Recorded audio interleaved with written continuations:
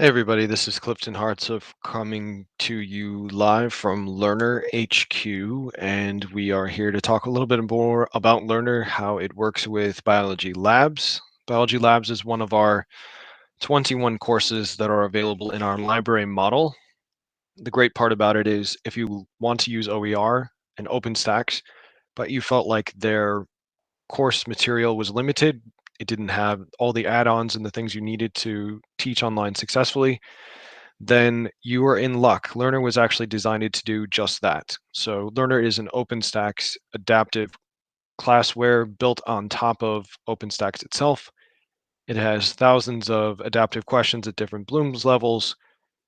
It has cadaver, three-dimensional, many lab course and tests, and it is also available as part of a library model of 21 different courses. So if you are a department chair or you're heading up multiple departments, you can actually subscribe your students into Lrnr.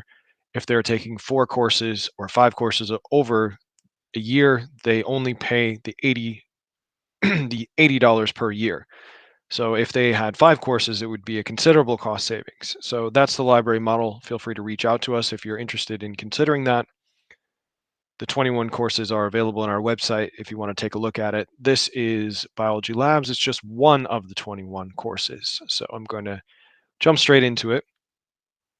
This is the My Course tab. As you can see, Biology Labs. So we'll just click on that, jump straight in. This is your course material. These cards are fairly straightforward. You can get a sense of them at just a glance. One thing to note, we have a live beta that allows you to do live in-class questions, quizzes. So if you're operating remotely and you want to track class engagement, that's possible. Or if you want to include it in kind of the middle of your slides during a class lecture, that's possible as well. So let's get into Lrnr itself. Now, you'll probably have noticed, if you're familiar with OpenStax, this courseware looks kind of like it at first glance. You'll see the chapters on the left here. In the center, you'll have the individual pictures and images that would come with your OpenStax. But what OpenStax lacks is the adaptive nature. So for example, on the right, we have 2 different kinds of adaptive content. So first is the smart content. This can be questions, it can be activities, it can be 3D exploded images, it can be cadaver drawings, it could be actual 3D bodies, very wide variety of different options, all included with the course itself. So if I'm studying buffer here, I can click on this and go straight into a question, practice question. Well, that one didn't work. Let's go back and try a different one here, see if it'll come up. No, looks like that section is not working correctly. We'll make a note of that. Let's scroll down a little bit more. You can see some of the images that have been enhanced. Some are stock images, some are enhanced. And as you scroll through, you'll notice that the content changes. We'll jump over to cell structure. You can dock this so that you can see it later if you need it to reference while you're looking at something else. We also have annotations, which is very helpful. For example, if you're going through and you wanted to note this, you can highlight it in yellow, much like you could in a physical book. And that annotation is then popped into your list here, and it becomes a study guide, an overview, essentially, for the student as they are preparing for a test. So, quick overview. Table of contents looks pretty much the same. Some of the images are from OpenStax, but they have been accented by a lot of great material. And the more you poke around inside and take a look at it, you'll see a lot more. There's much more than I can show in just a quick overview like this. Let's go to a practice quiz, give you a sense of that. Now, anatomy and physiology and biology are the first courses that were adapted using Lrnr. They have thousands of questions in practice banks and test banks. One thing to note, the test bank is completely separate, so students can never access it. They can do many questions on their own, practice questions, and really get a good sense of the material, but you can always pull from a private test bank that is orders of magnitude larger number of questions than what comes with OpenStax itself. You also have the option to create your own test questions, and I will give you a quick demonstration of that in a moment. But this is a practice quiz here. So this is organs of the human digestive systems. Practice we can actually preview, so it's a little bit easier to demo. Now what you'll notice is you've got the question types right here. These are multiple choice. The questions can actually morph. If you have a short answer, student doesn't get it right, it can morph into a multiple choice, allowing them to get partial credit, which is it's a good confidence booster for many students. It allows them to keep positive as they're going through what could be a lot of practice questions, because we do have a lot built into here. These are your different difficulties here: medium, easy, medium, and then the type of question: apply, remember. Let's see, there's another one here. Apply and remember for this particular quiz. So we'll click on the question itself. Sean's smoking addiction led him to have a dehydrated mouth. The doctor observed that the salivary gland near the ears had been blocked. Which salivary gland is the doctor referring to?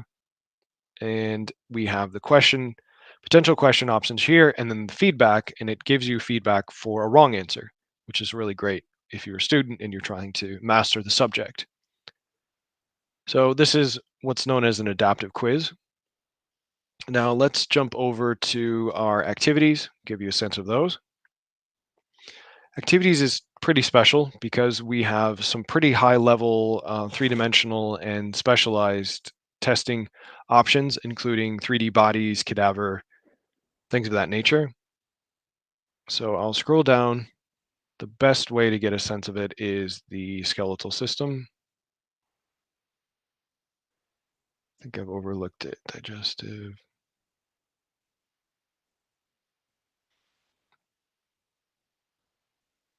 Aha, didn't recognize it. Axial skeleton. So we can preview this. This is actually a um, cadaver assignment.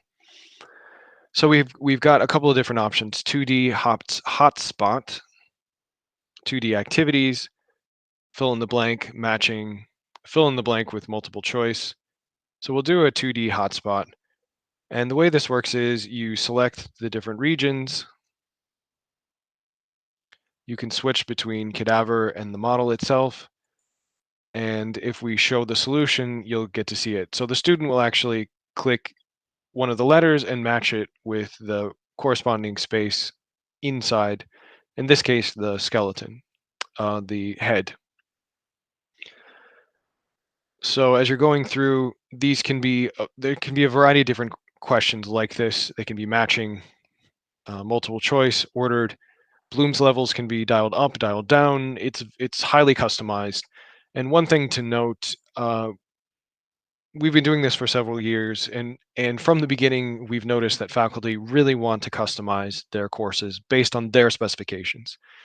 It's always a very big concern when they're considering something new. They want to have it the way that they want it to.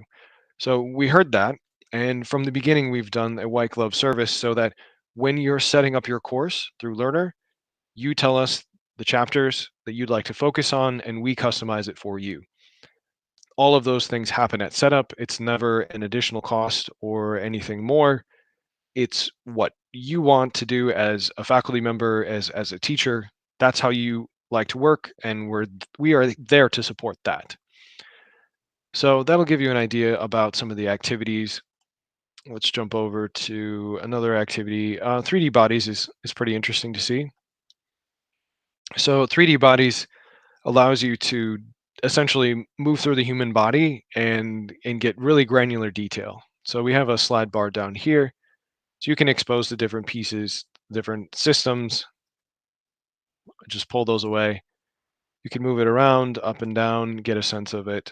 And you also have the option to do the hierarchy over on the left. So you can unclick these different parts of the hierarchy and expose them. This is really great for understanding how the pieces go together. Systems operate together, makes it very nice. Next stage is our system has thousands of great questions. However, much like I alluded to before, every faculty member, every teacher, they love to customize. They love to make these things their own. So we've enabled that in a few different ways. It's very easy to create your own questions, first of all. Those questions are then stored in my bank. And it's very easy to then share those questions with your fellow faculty members. So if you create quizzes or topics or sections and then you want to share them with faculty members in your department, it's very easy to share them across the different groups. So let's take a look at microbes here. This is an image that was dragged in, COVID-19, very topical. So in order to create this question, we used a picker, we designated a space, a circles, and you can do the same thing on the human body or a cadaver. You can designate one particular part of it, map out a region, and then you can make it into a short answer question, multiple choice, a matching, pretty much anything you like, and then assign those points. So it's very easy to do to add your own kinds of questions in, and then more importantly, it's not just you doing it. You can also share with your fellow faculty members. That's really important. Another interesting thing about Lrnr, everything syncs back into your LMS, Blackboard, Moodle, D2L Brightspace. All of them are automatically synced back. So the integrations are set up at the beginning of the semester, and all the information flows back and forth without any issues.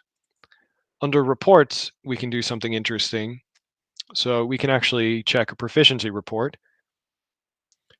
So if we're looking at a particular student, let's see here.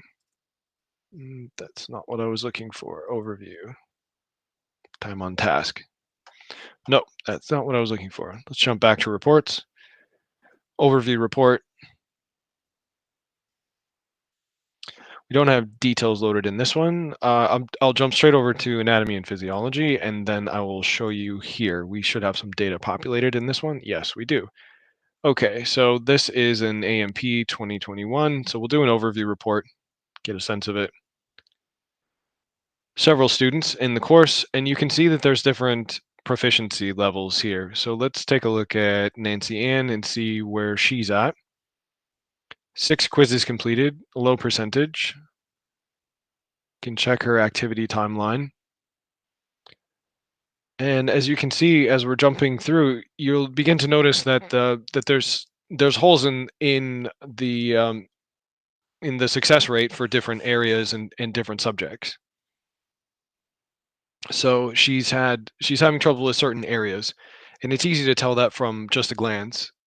So you can actually adjust your learning objectives going forward throughout the year or throughout the semester in order to make sure that you're focusing students on their weak points. Lrnr makes it easy to do that. Jumping back over for a second. So the other thing we'll do is the assignment. Take just a few minutes here. Look into some assignments. So under the assignments, we'll have, for example, here's homework. This is posted in ANP 2021 on January 20th. So here we can actually duplicate it. And so we can create a new one. So if you have 3 sections, same course, you can duplicate across it once the first course is created. And then you can also you can also duplicate it across sections as well. So that allows you to create a course, multiply it across one particular section, and then you can also copy it into other sections as well. It's also possible to, once that's been created, you can save it as a template. And the templates are then what's used to share among the faculty within a department itself. So you can make a template for certain basic courses.